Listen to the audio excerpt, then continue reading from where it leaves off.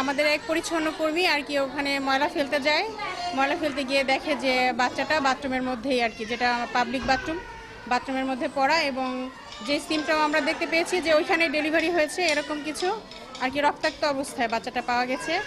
পরে খালা আর কি আমাদেরকে জানায়, আমরা তাৎক্ষণিকভাবে বাচ্চাটাকে ওটিতে নিয়ে যাই এবং ওখানে অক্সিজেন দিই। এরপরে ওখান থেকে আমি নিজ দায়িত্বে আর কি সদর হাসপাতালে নিয়ে আসি এবং ডিএসবিতে যে নাইম ভাই আছে তাকে জানাই, এবং এরপরে আর কি আমার তত্ত্বাবধানেই এখানে বাচ্চাটাকে ভর্তি করি।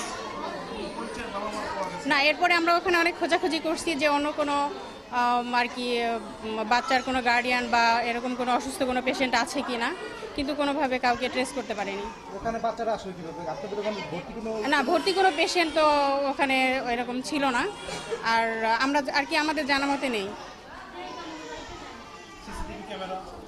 সিসিটিভির ফুটেজ ওখানে পাওয়া যাবে কিনা এটা আমাদের খুঁজতে হবে।